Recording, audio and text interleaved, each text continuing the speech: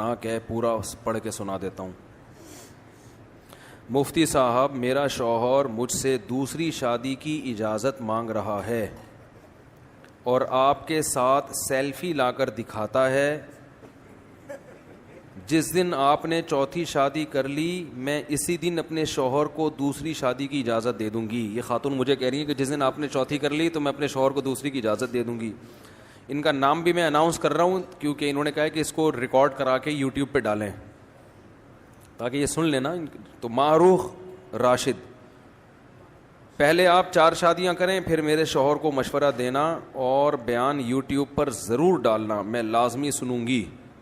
معروف راشد صاحبہ, یہ تپی ہوئی ہیں معذرت کے ساتھ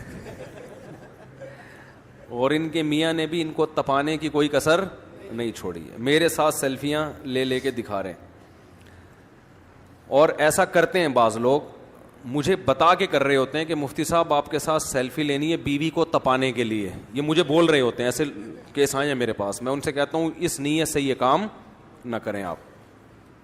بہرحال یہ خاتون غمزدہ ہیں, شوہر دوسری شادی کر رہا ہے, ان کا غم میں سمجھ سکتا ہوں. عورت کبھی بھی سوکن کو برداشت, اس کی نیچر کے خلاف ہے, بھئی میرے اوپر سوکن آئے. اس کی محبت کا تقاضا یہی ہے کہ وہ اس عمل کو ناپسند کرے. لیکن اسلام جو ہے وہ اجتماعی ضرورت کو دیکھتا ہے. دنیا میں کوئی بھی قانون اس وقت صحیح کہلاتا ہے جب وہ انفرادی ضرورتوں کو نہ دیکھے بلکہ اجتماعی ضرورتوں کو دیکھے. اگر دنیا میں صرف یہی ایک خاتون ہوتی جو ہماری بہن ہیں معروف راشد صاحبہ, اللہ ان کی عمر میں برکت دے, ہماری یہی ایک بہن دنیا میں ہوتی اور کوئی عورت کو شادی کی ضرورت نہ ہوتی, تو میں سب سے پہلے بیان کرتا, ان کے میاں کو سمجھاتا کہ آپ نے دوسری شادی کا زندگی بھر کبھی نام بھی نہیں لینا, کیونکہ خواتین کی ضرورت پوری ہو گئی ہے. اب آپ ایک بیوی ہے, آپ کی اچھی بھلی زندگی گزر رہی ہے, کیوں میرے ساتھ سیلفیاں لے کے بے گناہ لوگوں کو تپا رہے ہو؟ ٹھیک ہے نا. میں خود ان کو منع کرتا, آپ کو بھی منع کرتا.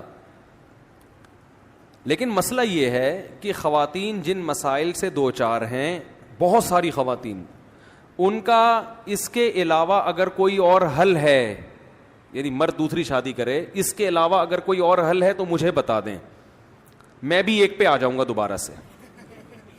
میں بھی کس پہ آ جاؤں گا کہ بھائی میں نے غلطی کی ہے, میں کس پہ آ جاؤں گا, ایک پہ آ جاؤں گا. وہ حل ہے نہیں. ایک مثال دیتا ہوں. ابھی آپ نے سنا کہ انڈیا میں خودکشی ہوئی ہے, عائشہ نام کی لڑکی نے, جہیز کے مسائل, جہیز نہیں لا سکی تھی, یہ ہو گیا وہ ہو گیا. لوگ مجھے کہہ رہے ہیں جہیز کے خلاف بیان کریں آپ. یہ بہت غور سے بات سنیں. دیکھو, جہیز کے خلاف بیان سے یہ مسئلہ حل نہیں ہوگا, یہ پائیدار حل نہیں ہے. مولانا اسلم شیخو پوری شہید رحمۃ اللہ علیہ, ان کا نام سنا ہے نا آپ نے, کتنے بڑے عالم تھے, کتنے بڑے بزرگ تھے. یہ بات ہوگی میرا خیال ہے 2005 یا 6 کی. انہوں نے مجھے بلایا اپنے آفس میں, اپنے دفتر میں, جہاں وہ بیٹھا کرتے تھے. بڑے بزرگ تھے, میں تو ابھی بھی طالب علم ہوں, اس وقت تو بالکل ہی لیبل بھی طالب علم ہی کا لگا ہوا تھا. میں ان کے پاس گیا, میں نے کہا جی حضرت آپ نے مجھے بلایا. وہ بڑے تھے, ہم بہت چھوٹے ان کے مقابلے میں. انہوں نے فرمایا کہ مولانا, اچھا ان کا درس قرآن.com کے نام سے درس پوری دنیا میں جا رہا تھا. 2006 کی بات ہوگی میرا خیال ہے. ابھی بھی گاڑیوں کے پیچھے لکھا ہوتا ہے www.darsequran.com. اللہ کرے یہ بات سمجھ میں آ جائے جو میں سمجھانا چاہ رہا ہوں, ہماری اس بہن کی سمجھ میں بھی آ جائے اور دوسری خواتین کی بھی اور آپ لوگوں کی بھی, جو میں سمجھانا چاہ رہا ہوں. حضرت مولانا اسلم شیخو پوری شہید رحمہ اللہ تعالی نے مجھے بلایا, فرمایا کہ مولانا آپ بھی پبلک میں بیان بہت کرتے ہیں. میرے بیان ہوتے تھے اس وقت بھی, یوٹیوب پہ نہیں تھا میں, تو بہت بیان کرتے ہیں, تو ایک تحریک میں چلا رہا ہوں, اس میں آپ میرا ساتھ دیں. میں نے عرض کیا جی حضرت فرمائیے, آپ ہمارے بڑے ہیں, بزرگ ہیں. فرمایا کہ اتنی کالز آتی ہیں لڑکیوں کے والدین کی, ہماری بیٹی کی شادی نہیں ہو رہی, ہماری بیٹی 45 سال کی ہو گئی, ہماری 50 سال کی ہو گئی, ہمارے ساتھ یہ مسئلہ, ہمارے بیٹی کو طلاق ہوئی ہے, دوبارہ شادی نہیں ہو رہی, وہ بیوہ ہو گئی جوانی میں, دوبارہ شادی نہیں ہو رہی.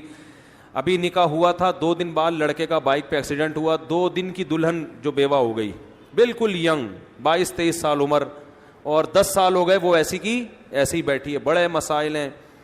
تو مجھے کہنے لگے مولانا آپ ایک مہم میں میرا ساتھ دیں. میں نے کہا جی کیا مہم ہے؟